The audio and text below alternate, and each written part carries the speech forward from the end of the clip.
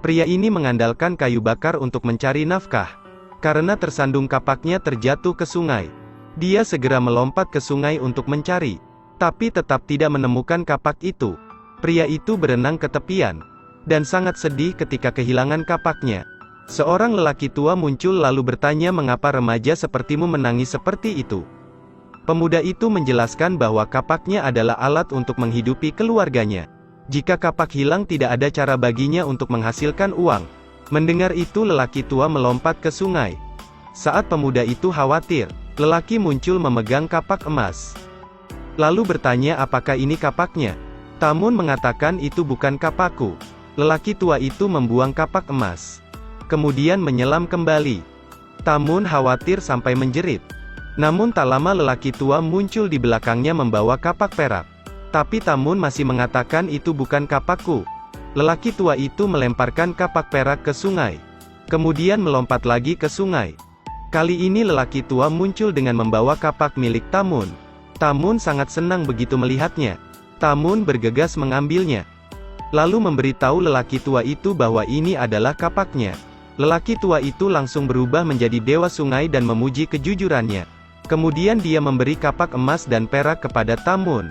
Tamun sangat senang dan kembali ke rumah. Lalu menceritakan semuanya pada pacarnya. Melihat ini pria itu segera memberikan uang kepada Tamun. Lalu menyuruhnya pergi memotong kayu bakar. Setelah Tamun pergi, dia menggombal kepada pacar Tamun. Pada saat Tamun kembali kapaknya dan pacarnya hilang. Tamun segera pergi mencari kapak. Akhirnya kapaknya ditemukan. Di sisi lain Patam bilang ke istrinya agar cepat pulang ke rumah neneknya. Keesokan harinya ketika Tamun datang untuk menjual kayu bakar, dia menemukan pacarnya dengan Patam. Jadi dia pergi ke sungai untuk menenangkan diri. Karena ingin menolong Tamun, Dewa Sungai berubah menjadi seorang gadis. Lalu bertanya pada Tamun, apakah kau ingin balas dendam? Aku hanya ingin kembali memilikinya. Dewa menggunakan sihir untuk pergi ke istri Patam. Kemudian mereka merundingkan rencana. Pada saat Patam tidak di rumah, istrinya diam-diam menukar kapak. Lalu Tamun menemuinya dan berkata sebenarnya kapak itu bukan emas. Patam memanggil seseorang untuk memeriksa. Ternyata benar kapak ini bukan emas. Patam langsung melampiaskan amarahnya pada pacar Tamun. Di sisi lain istrinya mengembalikan kapak yang asli kepada Tamun. Pacarnya melihat kapak asli di tangan Tamun. Kemudian mengajaknya untuk berdamai. Tamun melepaskan genggamannya lalu memberikan gadis itu sekantong besar uang.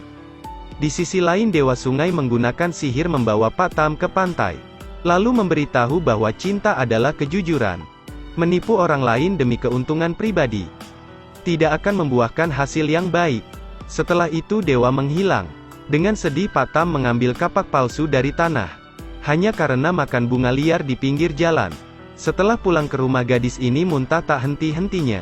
Orang tuanya mengira dia hamil di luar nikah. Karena merasa sangat malu orang tuanya mengusirnya dari rumah. Tapi benar tak lama gadis itu 5 anak sekaligus. Daiwa senang membantu ibunya. Dia membakar tangannya di kobaran api. Ibu yang sangat khawatir menariknya menjauh. Ternyata tangannya tidak terluka. Karena penasaran ibu mengulurkan tangannya ke api. Alhasil dia merasa panas. Daiwa bermain air sepanjang hari. Ibunya memanggilnya pulang untuk makan. Tiba-tiba Daiwa menghilang. Ibu sangat khawatir dan berlari ke sungai untuk mencari anaknya. Pada saat inilah Daiwa muncul dari air. Ibu memeluk anaknya. 5 anak ini dalam sekejap mata ditinggalkan oleh ibu mereka. Mereka semua memulai bisnis. Jadi mereka masuk ke dalam istana. Ingin memanfaatkan kemampuan mereka untuk melakukan beberapa tugas di istana. Daitri takut mereka akan merampas popularitasnya. Jadi segera melaporkan kepada kaisar bahwa mereka malas. Perkataannya terdengar dari jauh oleh Tam Oa. Untuk mengungkap konspirasi Daitri. Tam Oa menemui kaisar lalu mengatakan saya tidak takut air. Mendengar itu kaisar mengirim orang untuk menekan Tam Oa ke dalam air. Tapi Tam Oa masih belum mati. Jadi kaisar mengurungnya dalam sangkar dan menenggelamkannya ke dasar sungai. Besoknya ketika kaisar tiba, ia menemukan Tam Oa tidur nyenyak di sangkar. Kemudian kaisar mengikatnya ke sebuah tiang. Tempat sekitarnya diisi kayu bakar kering. Hakim memerintahkan untuk segera menyalakan api. Tapi Tam Oa tidak terluka sedikit pun. untuk mencari yang paling berbakat dari 5 bersaudara itu. Dai Li menyelinap ke rumah mereka dan melihat saat Kolai memotong kayu bakar. Tak sengaja tangannya tertebas. Dai Li sangat senang lalu kembali untuk melaporkan kejadian tadi kepada Kaisar. Kaisar memanggil Kolai kemudian memerintahkan bawahannya untuk memotongnya. Tapi Kolai tak terluka sama sekali. Dai Tri tidak percaya dan segera membawa senjatanya lalu berlari ke arahnya. Tapi ditusuk pun tidak mempan. Akhirnya kelima saudara itu mendapatkan penghormatan dari Kaisar. Gadis ini terlahir jelek tapi hatinya yang baik mengubah hidupnya. Dia menggunakan sisa uangnya untuk membeli ular dari pemburu. Gadis itu lalu melepaskan ular dari sangkar. Saat itulah ular besar merapal sihirnya. Kepulan asap mengepung gadis itu. Dia dibawa ke gua ular. Untuk membalas budi ular itu memberinya liontin giok. Lalu memberitahu gadis itu bahwa giok ini dapat membantunya menyerap orang lain. Setelah berbicara ular itu mengembalikannya ke dunia manusia. Pada saat gadis itu kembali, dia bertemu Dintong dan Ti Duong.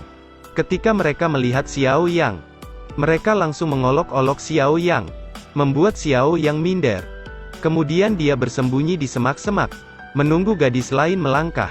Dia langsung mengeluarkan liontin giok dan menyerap masa mudanya. Setelah pulang dia melihat mulutnya jadi bagus, membuatnya sangat bersemangat. Sejak saat itu dia selalu bersembunyi di balik semak-semak, menyerap masa muda para gadis yang berlalu lalang. Setiap kali Xiao yang menyerap masa muda, ular itu akan mendapatkan kekuatan sihir lebih. Tak lama Xiao yang menjadi cantik. Jadi dia berhenti menyerap masa muda orang. Tapi ular tidak senang. Malam itu ular menemui Xiao Yang dan menyuruhnya untuk tetap menyerap masa muda. Jika tidak dia akan kembali menjadi jelek. Jadi Xiao Yang tidak punya pilihan. Dia harus terus menyerap masa muda orang yang lewat. Namun kali ini terlihat oleh Tan Mai. Dia membawa Tan Mai ke tempat kosong. Saat lengah dia memukulnya sampai pingsan. Saat sadar dirinya terikat, Tan Mai menyuruhnya untuk menghentikan semua ini. Tapi Xiao Yang tidak mau menjadi jelek lagi. Dia pergi ke desa-desa lain, bersembunyi di balik bambu dan terus menyerap masa muda orang lain. Tapi kali ini dia ditemukan oleh penduduk desa. Orang-orang mengejar Xiao Yang untuk memukulinya. Xiao Yang berlari ke tepi sungai. Penyihir menyuruhnya untuk mengembalikan giok ular. Xiao Yang langsung melompat ke sungai.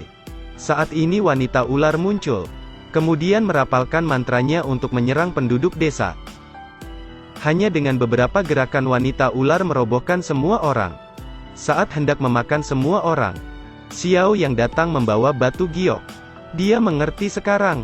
Ular itu memanfaatkannya untuk meningkatkan kekuatan sihirnya. Xiao Yang terus menghancurkan batu giok. Seluruh tubuh ular langsung bersinar kemudian menghilang menjadi asap. Xiao Yang juga kembali jelek. Dia meminta maaf ke semua orang di desa.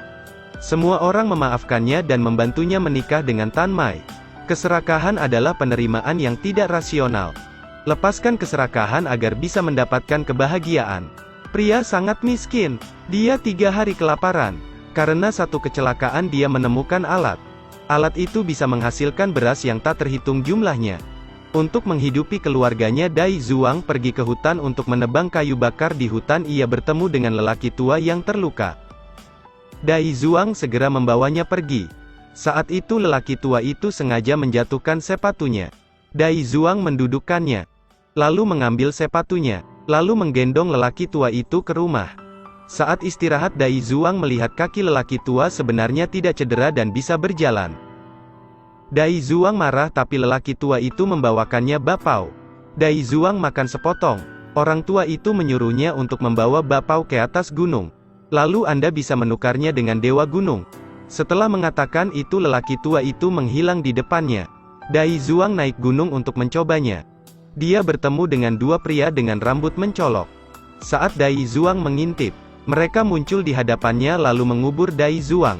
Mereka bertanya untuk apa kau datang ke sini. Dai Zuang bilang biarkan aku keluar dulu. Kemudian mereka bertiga kembali ke permukaan. Dai Zuang membawakan bakpao kepada mereka. Kedua pria itu langsung senang. Dai Zuang mengatakan harus mengambil harta untuk penukaran. Itu sebabnya Dai Zuang punya penggilingan padi. Istrinya bilang dia bodoh karena menggunakan bakpao untuk batu. Kemudian istrinya khawatir perihal makanan. Penggilingan tiba-tiba berputar otomatis. Dan di dalamnya keluar banyak beras. Sejak itu alat tersebut telah membantu keluarga mereka memiliki kehidupan yang sejahtera. Namun tak lama kabar ini sampai ke telinga bajingan di kampung. Dia memerintahkan pelayannya mencuri penggilingan dan membawanya pulang. Tapi bajingan itu ingin mengambil penggilingan itu sendiri. Jadi dia naik perahu dan pergi dari desa. Dia melihat harta karun di depannya. Pada saat ini penggilingan mengeluarkan beras yang tak terhitung jumlahnya. Dia sangat senang, namun penggilingan itu tidak mau berhenti. Dalam sekejap beras memenuhi seluruh perahu. Kemudian bersama-sama mereka tenggelam ke dasar laut. Cerita pun berakhir. Terus ikuti Edelweiss Review untuk mendapatkan update cuplikan film terbaru.